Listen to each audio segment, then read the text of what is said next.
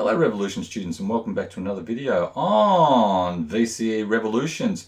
In this video I am going to look at and review the 2023 end of year exam.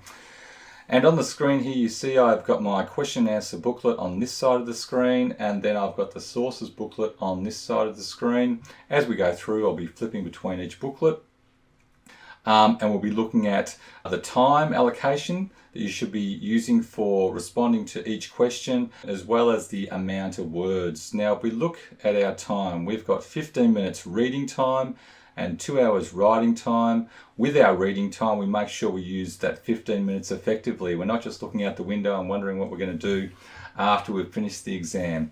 We are reading through all the answers in the question and answer booklet, and then we're trying to link them up with the sources booklet and reading through the various sources in here.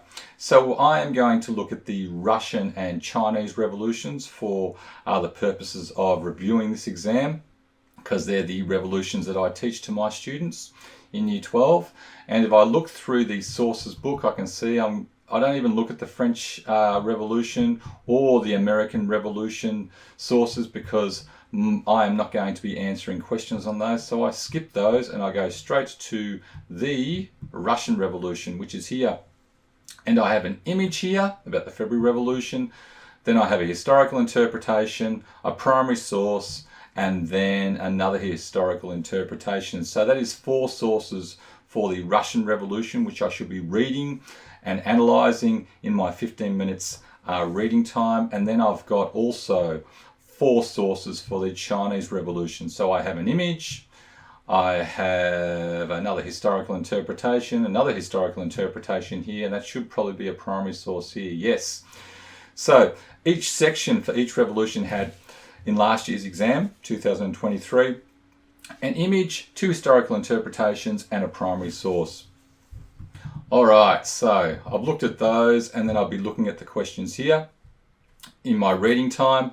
So once the reading time's done, then I get into writing time. And if we look at the sections, section A, we have a section on the Russian Revolution in section A, source analysis, and in section A as well there is another section for the Chinese Revolution, source analysis. So if I want to be really precise, I should be spending per mark about 1.7 minutes.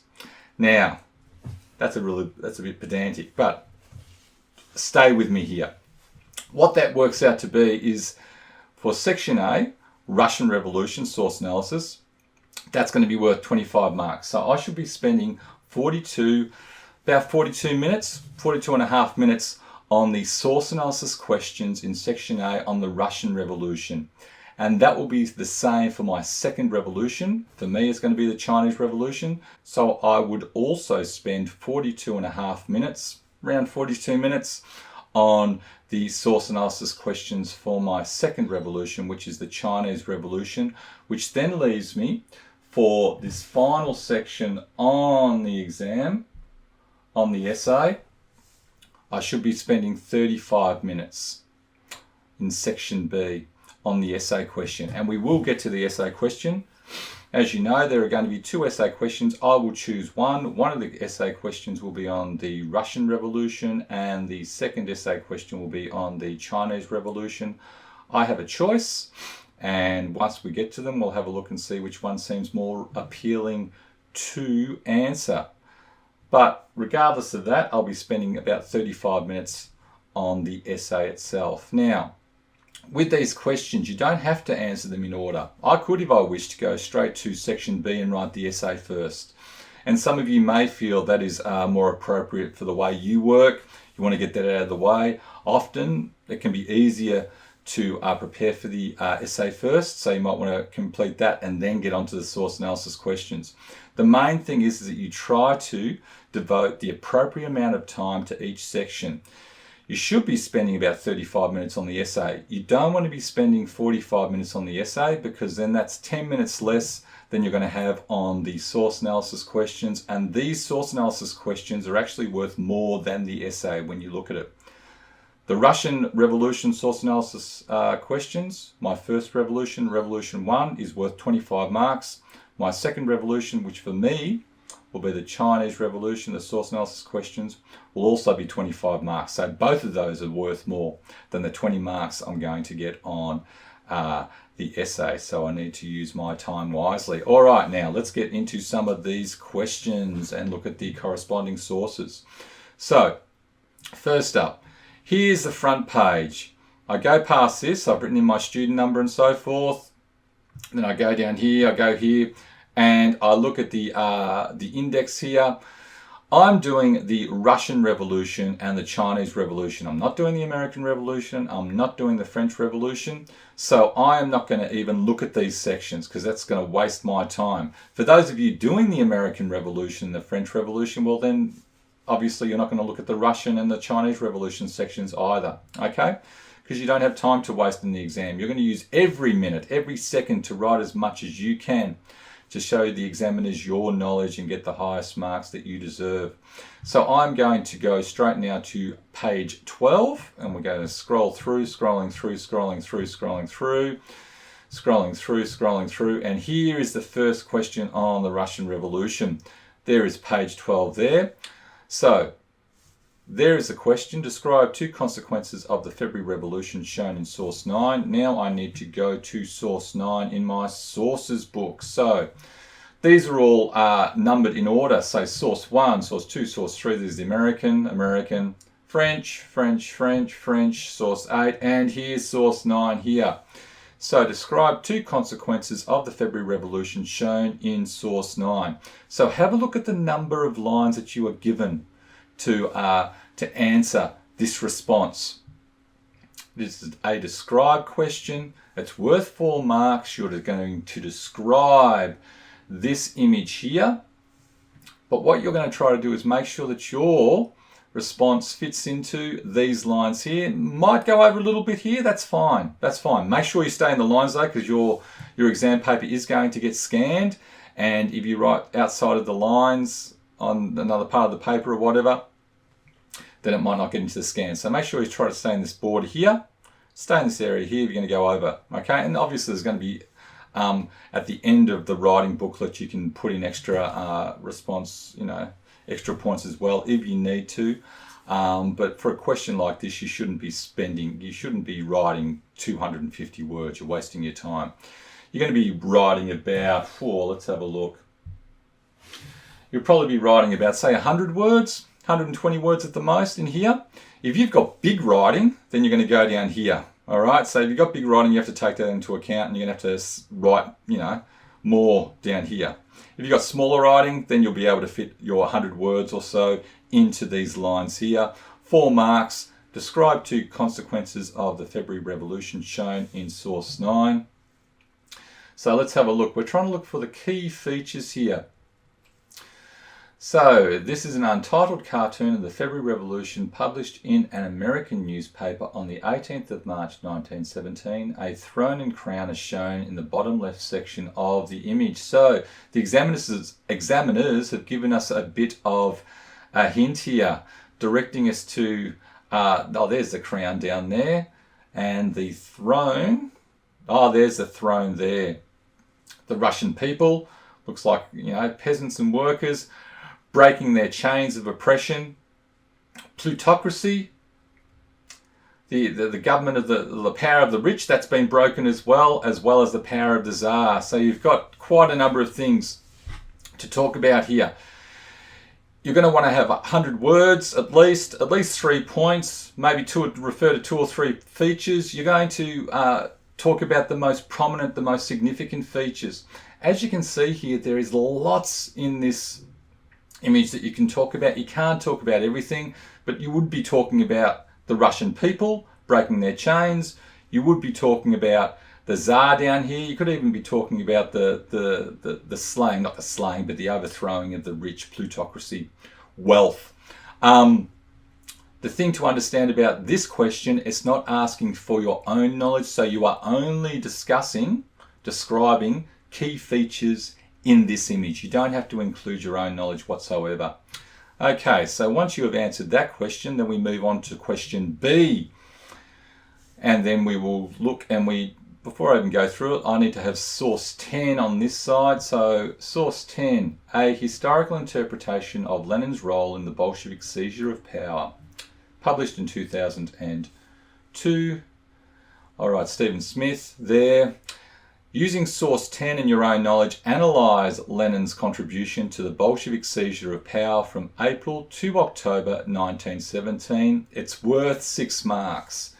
Okay, this being worth 6 marks, you're going to spend around 10 minutes responding to this question. You want to write around about, say, 150 words.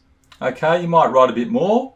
It is a 6 mark question, see, but the main thing is the timing. So if you can write 160, 170, 180 words in that 10 minutes, then that's what you do, and you just go for it.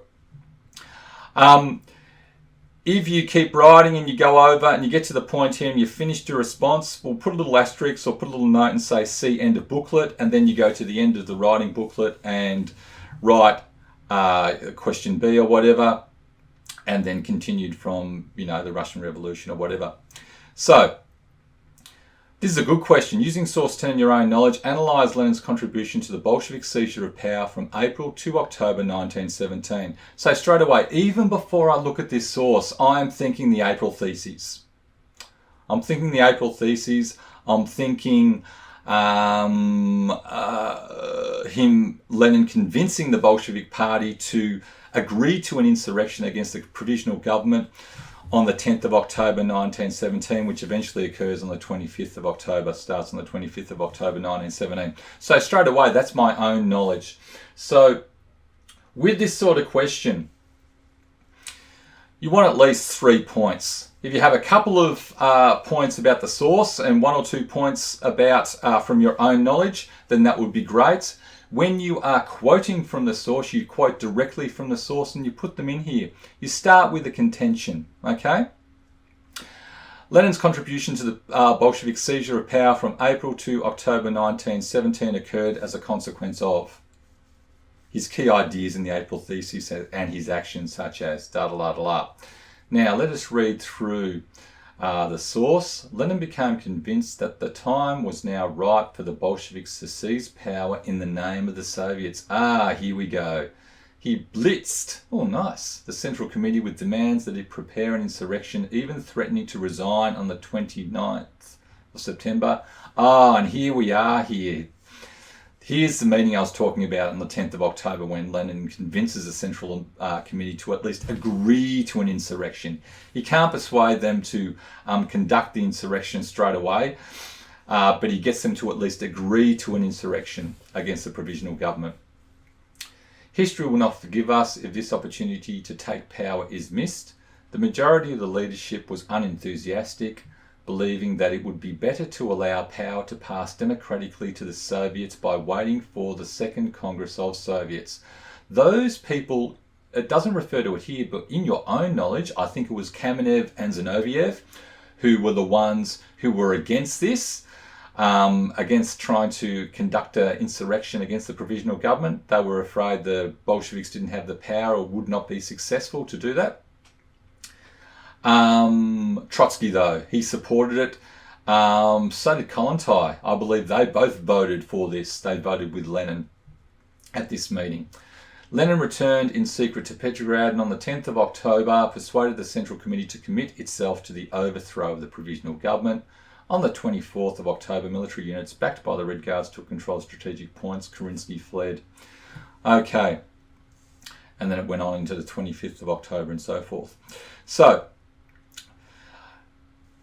there's a couple of quotes you could have here. There's a lot of things. You could refer to this Central Committee meeting where Lenin convinces the committee to agree to an insurrection. You could refer to some of the members who voted against and for in your own knowledge.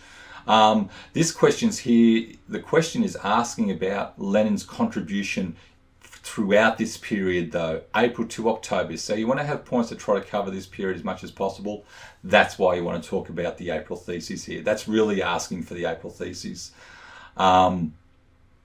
Even some of his earlier stuff, his letters from afar, in March 1917, when he was talking who was haranguing other Bolshevik leaders, telling them not to work with the provisional government. You couldn't really refer to it in this question because that's prior to April. So it's really the April theses onwards. Okay, next question. Question C is just a 2-marker. So that's all the room you have, all right? And it is identify. So you can just almost do dot points here. Using source 11, identify 2 criticisms of the new regime. There is a source there. All you're doing is going, one criticism of the new regime is, and then find something in here, which is rulers, who is it? It's a letter written by a peasant to Bolshevik leaders, dated the 10th of January 1918. Rulers, plunderers, destroyers. You declare war on Russia, your mercenary Red Guards are looting, murdering, rail transport is idle, as are the plants and factories. The entire population has woken up to find itself without bread or kerosene or any other essentials. So there is one criticism there. You promised to open the Constituent Assembly right away so it could decide Russia's fate. But you, in order not to be taken from power, are trying to disband the Constituent Assembly. Okay, and then there's another one there, another criticism of the new regime. So this is actually area of study 2, but you're just identifying 2 criticisms. There's lots in here, and all you need to do is identify the 2 key ones, okay? So, promise about opening up the Constituent Assembly, that's one criticism, and the other one could be the earlier one where we're talking about you promised to, without bread or kerosene or any of the other essentials, the new regime isn't providing the food and the goods that people need. So, this is not your own knowledge, you're just going straight from the source here. And it's very short and sharp. 2 points that'll take you for a 2-marker. 3.5 minutes, if that. Maybe this is where you can make up some time. Maybe 2 minutes, and you get on to the next questions. Question D, and we have to have source 12 here. Source 12, this is a historical interpretation of the Red Terror published in 1991. The author begins this book with the words "to the victims." So this question is, you have to refer to the source again, as well as using your own knowledge. You're going to use the same structure as you used for the 6-point question that I spoke about before. You begin with a contention, 3 or 4 points in here. You want around about, say, 125 words, something like that, and you're going to spend about 8.5 minutes, something like that, okay? And once again, if you've got big handwriting, you're going to have to put like a little note down here and say, look at the back of the booklet for continuation or whatever. And if you just write quickly and you want to put in lots of different points and stuff within the time that I've told you about allocating for this question, the 8.5 minutes, then you would also put a little note here and then say, look at the back of the booklet for the continuation of the response. Now, this question is asking, explain how the Bolshevik regime used terror from late 1917 to May 1921. So we can talk about, well, this is all about once the Bolsheviks get into power, and you're going to be talking about the Cheka. The Cheka itself doesn't get formed until December 1917, which will fill in, which is covered by this question. And it is a historical interpretation. It's about the Red Terror. Richard Pipes, wonderful. The Bolsheviks had practiced terror from the day they seized power, intensifying it as their power grew and their popularity declined. On September 5th, 1918, Narkom, having heard a report from the director of the Cheka, decided that it was imperative to intensify the policy of the terror.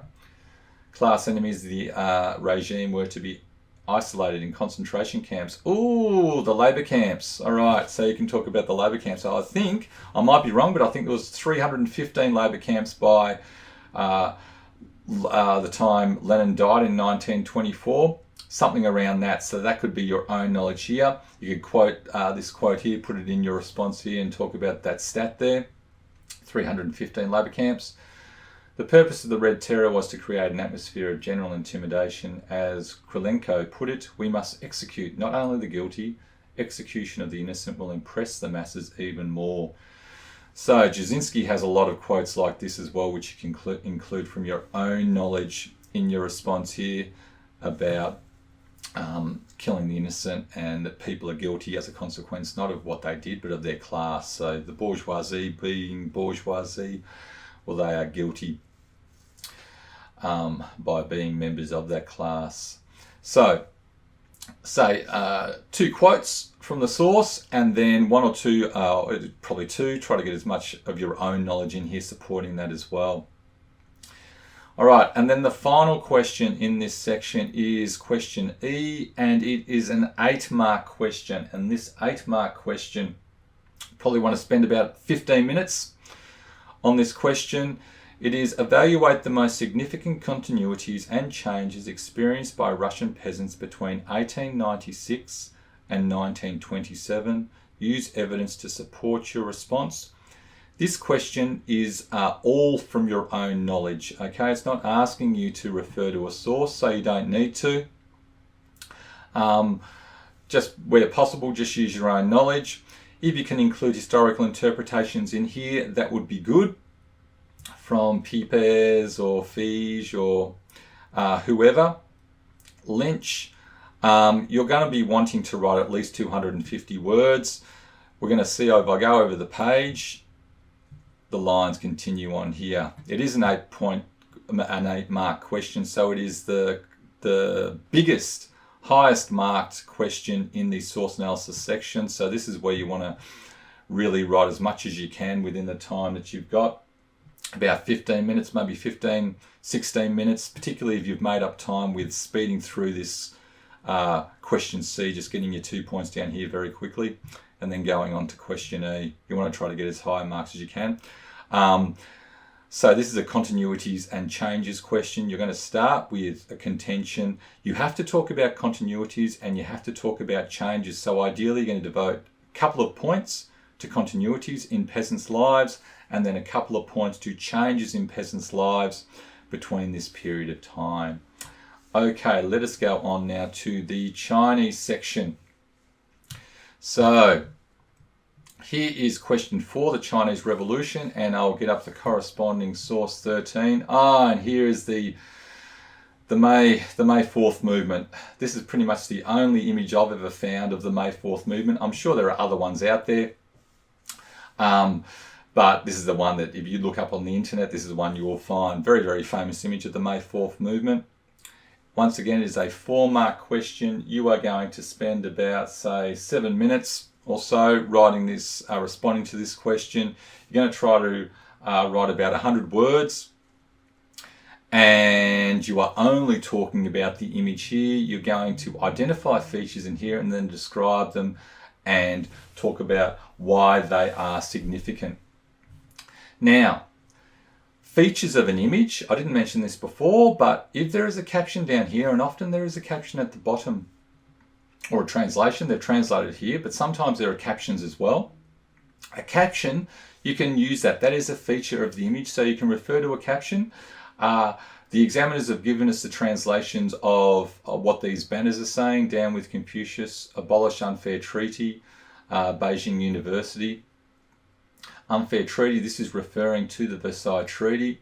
Particularly the big focus of the Versailles Treaty, which the Chinese were annoyed about, were those concessions or those rights in Shandong province, which the Germans used to control, but they lost to the Japanese as a consequence of the Versailles Treaty. So this is why these people are angry. Down with Confucius, the May 4th movement, the New Culture movement. This is all, you know, they were criticising Confucianism and the control that, you know, old learning had over education within China, and they wanted to have more modern learning. They didn't see Confucianism and studying Confucian philosophy as relevant, so this was a big aspect of the New Culture movement. But the question itself is just really asking you about the features themselves, so you don't really need to include as much. I mean, you could put a little bit of that knowledge in there, but it's not asking for your own knowledge. It's only asking for you to describe these features, so that's what you do. All right, let us go on to the second question. Question B, using source 14 in your own knowledge, analyse how Zhang Jishe used the Northern Expedition to achieve his aims. Well, before we even get into it, the big two big things you're going to know about the Northern Expedition is, one, it helped him to consolidate his authority over the Kuomintang, and then it also helped him to attack and try to destroy with the Shanghai Massacre in April 1927, the CCP. And then this is when the split between the GMD and the CCP occurred. So lots of opportunities to use your own knowledge in here already. Once again, you're starting with a contention, 3 or 4 points. It's a 6-mark question, so you're going to spend about 10 minutes on it. And the source 14, a historical interpretation of the actions and motives of Zhang Jishe during the period of the Northern Expedition, published in 2019 by K. Moulahan. Okay. And the source says, with the Northern Expedition, Chiang Kai-shek pursued 2 goals, hoping both to secure his leadership of the party, which I spoke about before, and government, and to eliminate the remnants of the Bai-Yang warlord network that still controlled large swathes of northern China. In July 1926, the Soviets supplied National Revolutionary Army 100,000 men left its stronghold in Guangzhou. When it's talking about the Soviets supplied, it's talking about the Russian Soviets through the Comintern. Left its stronghold in Guangzhou to overpower the warlords, communist agitators and propagandists spread out, persuading warlord subordinates to defect to the nationalist side while encouraging strikes and peasant revolts. Once victory seemed within reach, Chiang broke with those forces that had provided crucial support. Chiang ended the cooperation with the Comintern and shortly thereafter banned CCP members from serving on GMD committees. On the April 12, 1927, he decided to finally purge the party, the government and army of all communists. Doesn't even refer, this is interesting, doesn't even refer to the Shanghai Massacre other than giving the date.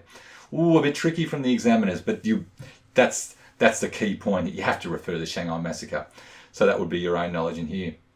So you're going to include a contention. I always like to refer to the source first if you can, a couple of quotes from the source, and then get into your own knowledge. And we've spoken about the Shanghai Massacre, etc., and consolidation of his own power.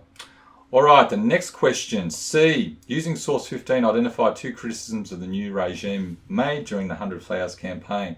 So you just have 2 points. 1 criticism of the new regime made during the 100 Flowers campaign was, and then you find a quote from here, and then you just do that a second time. The second criticism was this. So, it's a historical interpretation of the 100 Flowers campaign again.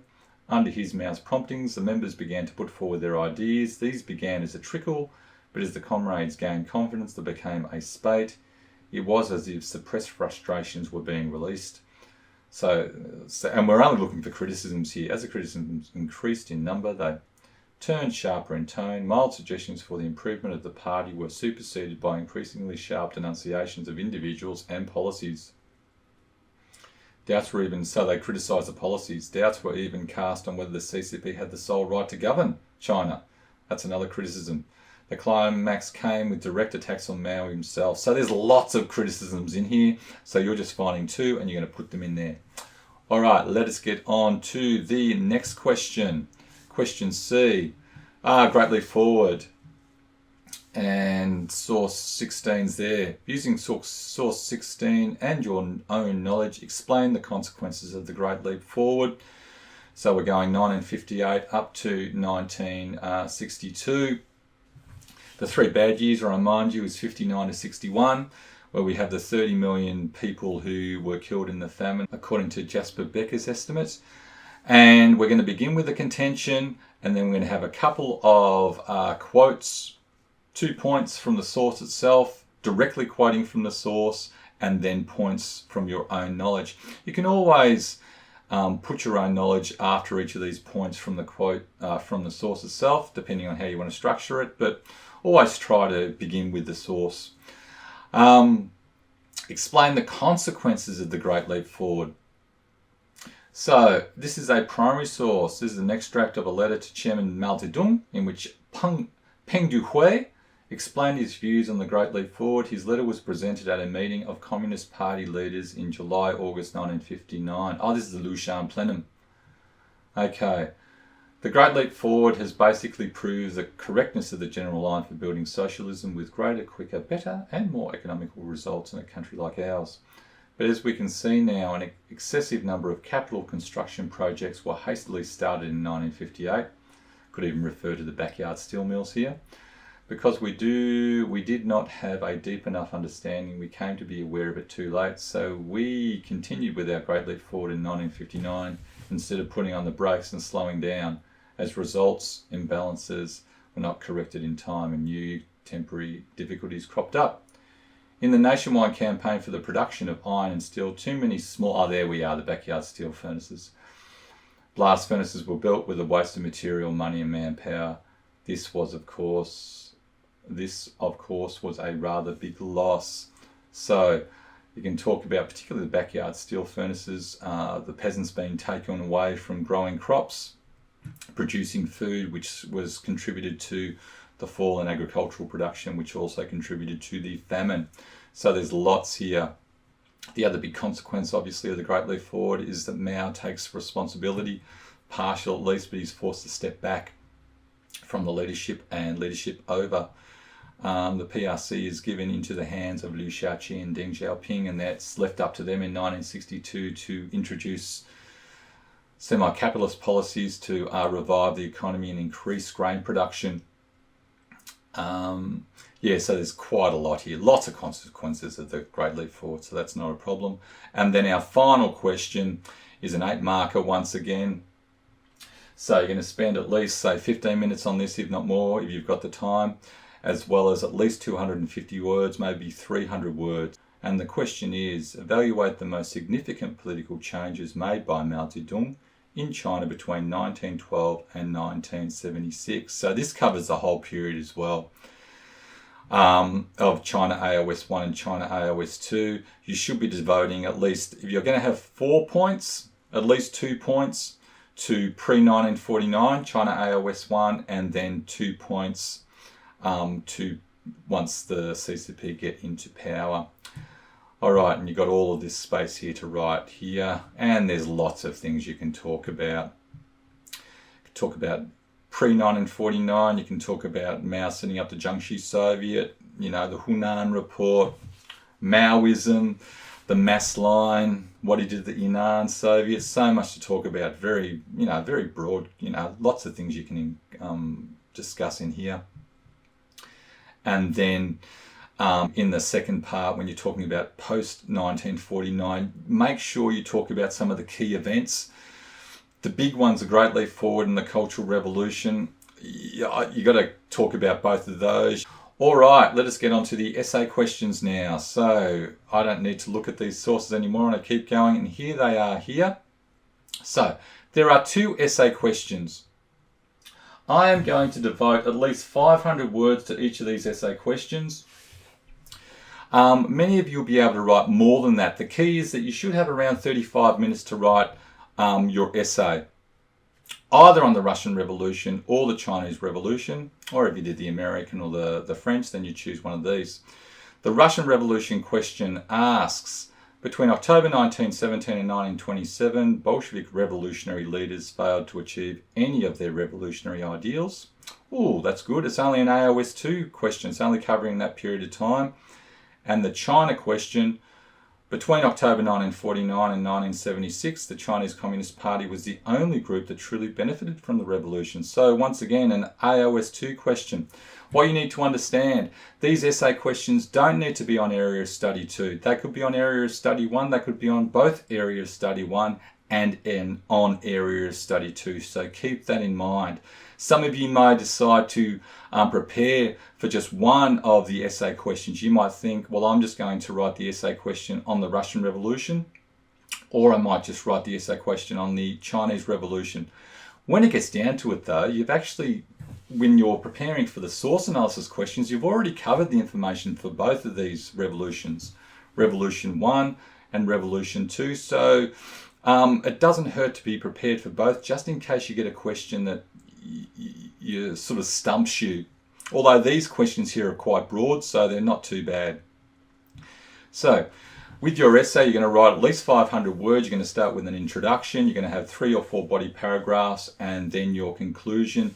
In your introduction, you must have a clear contention responding to the essay question, and you have to you have to state your position. So this one here, between October 1917 and 1927, Bolshevik revolutionary leaders failed to achieve any of their revolutionary ideals.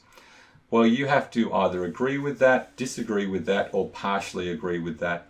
And your contention would be something along the lines of, between October 1917 and 1927, Bolshevik revolutionary leaders failed to achieve only some of their revolutionary ideals, as they were limited by the challenges that they faced. In particular, economic challenges, or in particular, military challenges, the biggest challenge being fighting the Civil War, or political challenges, consolidating their authority within Russia. Once you have a very clear contention, then it's good to have a summary of the topics that you are going to discuss. Just a sentence or two, summary of the topics you are going to discuss in the body of your essay. You might refer to the Civil War, or if it's you could talk about military and political challenges, or your economic challenges. Economic challenges are a great one for the Russian Revolution for this question, because you do have what happens with war communism.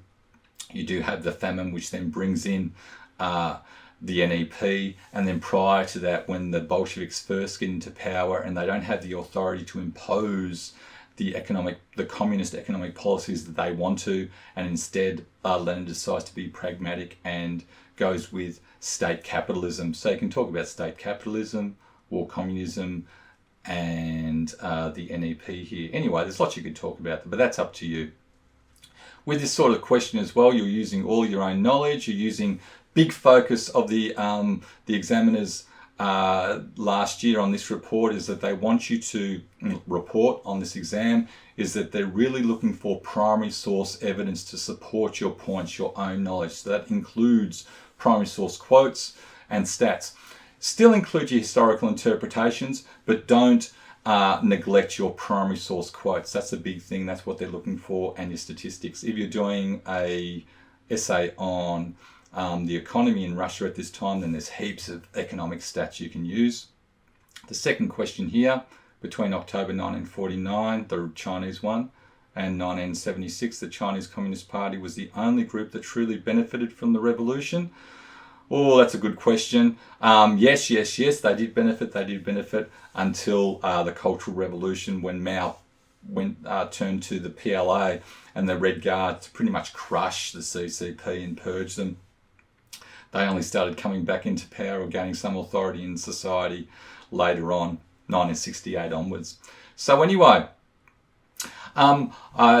that is my review of the 2023 end of year exam. I hope you have found it useful for your study of VCE revolutions, and I will see you next time. Goodbye.